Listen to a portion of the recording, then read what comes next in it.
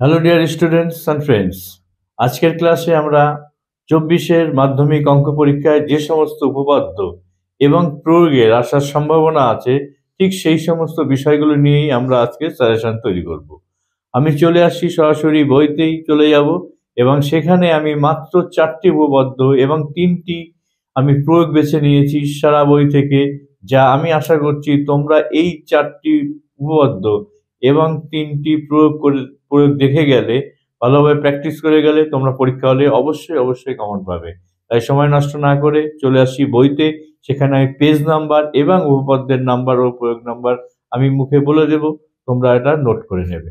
তাহলে চলে আসি বইতে। তোমরা নিশ্চয়ই জানো তোমাদের 2টি উপপাদ্য থাকবে কোশ্চেনে এবং সেখান থেকে তোমাদের একটি বেছে নিয়ে করতে হবে এবং এই উপপাদ্যের জন্য মার্কস থাকবে 5 নাম্বার অর্থাৎ 5 নাম্বার।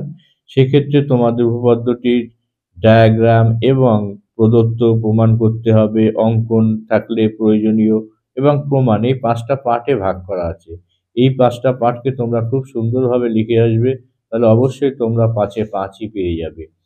তাই আমি উপপাদ্য, এই যে 2টি উপপাদ্য তোমাদের থাকছে কোশ্চেনে, তার জন্য আমি কেবলমাত্র তোমাদের মাত্র 4টি উপপাদ্য করে যেতে বলবো।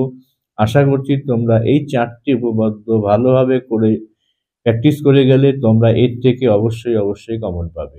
প্রথমে চলে আসছি পেজ নাম্বার 60 পেজ থেকে তোমরা যে উপপাদ্যটি করবে, উপপাদ্য 33, প্রমাণ করি যে ব্যাস নয় এরূপ কোনো জ্যাকে যদি বৃত্তের কেন্দ্রগামী কোনো সরলরেখা সমদ্বিখণ্ডিত করে, তাহলে ওই সরলরেখা ওই জ্যায়ের ওপর লম্ব। অর্থাৎ এই উপপাদ্যটি তোমরা ভালোভাবে করে যাবে। তারপর চলে আসি দ্বিতীয় যে উপপাদ্যটি, সেটা পেজ নাম্বার 123 পেজ নাম্বারে তোমরা পাবে উপপাদ্য 34। এবার এই উপপাদ্যটি সবচেয়ে বেশি গুরুত্বপূর্ণ হয়ে উঠেছে, কারণ এই উপপাদ্যটি আসার সম্ভাবনা সব থেকে বেশি। তা সত্ত্বেও কখনো কখনো এরকম দেখাও যায় যে অঙ্কটি আসার সবচেয়ে বেশি সম্ভাবনা থাকে, সেটি কখনো কখনো আসেও না। তাই তোমরা এটা তো ভালোভাবে অবশ্যই করবে, তবে এটা ভাববে না যে এটা করে গেলেই হবে, এর সঙ্গে অন্যান্য উপপাদ্যগুলোকেও তোমরা ভালোভাবে প্র্যাকটিস করে যাবে। তাহলে উপপাদ্য 34 পেজ নাম্বার 123-এ, তারপরে আমরা চলে যাব 211 পেজের।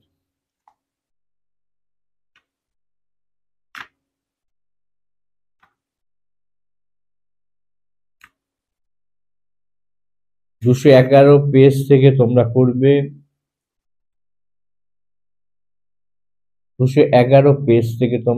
উপপাদ্য 41 অর্থাৎ 41।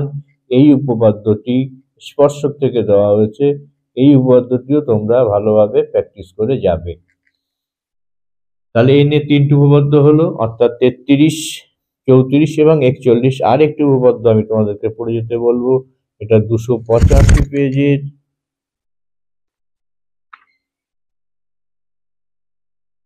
পিথাগোরাসের উপপাদ্যটি। 49 উপপাদ্য 49 পেজ নাম্বার 285 এর থেকে পিথাগোরাসের এই উপপাদ্যটি এবারও আসার যথেষ্ট সম্ভাবনা আছে। তাহলে এই 4টি উপপাদ্য তোমরা খুব ভালোভাবে প্র্যাকটিস করে যাবে, তাহলে তোমরা পরীক্ষা হলে নিশ্চয়ই একটি কমন পেয়ে যাবে এবং তোমরা ফুল মার্কস 5 পেয়ে যাবে আশা করছি। এবার আমি চলে যাব প্রয়োগে। তোমরা জানো এরপরে একটা প্রয়োগও তোমাদেরকে লিখতে হবে, সেক্ষেত্রেও 2টি প্রয়োগ থাকবে এবং একটি প্রয়োগ তোমাদেরকে লিখে আসতে হবে। আমরা এবার দেখে নেব প্রয়োগ। এবছর অঙ্ক পরীক্ষায় কোন কোন প্রয়োগগুলো খুবই গুরুত্বপূর্ণ, সেই প্রয়োগগুলোকেই আমরা এবার বেছে নেব। প্রথমে আমরা চলে আসব 167 পেজ নাম্বার। 167 পেজে থাকছে প্রয়োগ 5 অর্থাৎ প্রয়োগ নাম্বার 5, প্রমাণ করি যে বৃত্তস্থ সামান্তরিক একটি আয়তাকার চিত্র। এই প্রয়োগটিকে তোমরা দেখে যাবে। তারপরে চলে আসছি প্রয়োগ পেজ নাম্বার 216, পেজ নাম্বার 216 প্রয়োগ নাম্বার 14 অর্থাৎ এই 14 নম্বর প্রয়োগটি ও কেন্দ্রীয় বৃত্তের পরিলিখিত চতুর্ভুজ এ বি সি ডি হলে প্রমাণ করি যে A B plus C D equal to BC plus D A. অর্থাৎ এই প্রয়োগটিকে তোমরাও ভালোভাবে প্র্যাকটিস করে যাবে, কারণ এই প্রয়োগটিও আসার যথেষ্ট এবার সম্ভাবনা আছে। এবং লাস্ট আমি 3টে প্রয়োগ বলবো বলেছিলাম, সর্বশেষ যে প্রয়োগটিকে আমরা বলবো তোমরা পড়ে যাবে। প্রয়োগ পেজ নাম্বার 252, 252 পেজের প্রয়োগ 18। এই প্রয়োগটিকেও খুব গুরুত্বপূর্ণ এবার মনে করা হচ্ছে। এই প্রয়োগটিও তোমরা ভালোভাবে প্র্যাকটিস করে যাবে। অর্থাৎ 3টি প্রয়োগ এখানে বলা হচ্ছে, যে 3টি প্রয়োগের মধ্য থেকে একটি প্রয়োগ অবশ্যই তোমরা পরীক্ষায় কমন পাবে। পেজ নাম্বার 167 এর প্রয়োগ নাম্বার 5 ছিল, 216 পেজের প্রয়োগ নাম্বার 14 এবং 252 পেজের প্রয়োগ নাম্বার 18 অর্থাৎ 18।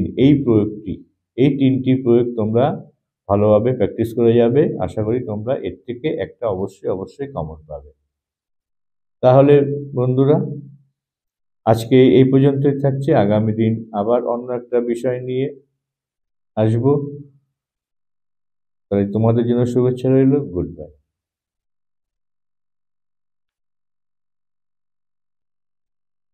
তাহলে বন্ধুরা, আজ এই পর্যন্তই থাকছে। আগামী দিন আমি আরেকটি ভিডিও নিয়ে তোমাদের সামনে আসব। আজকে তাহলে এখানে শেষ করছি। তোমাদের জন্য শুভেচ্ছা রইল। Good bye.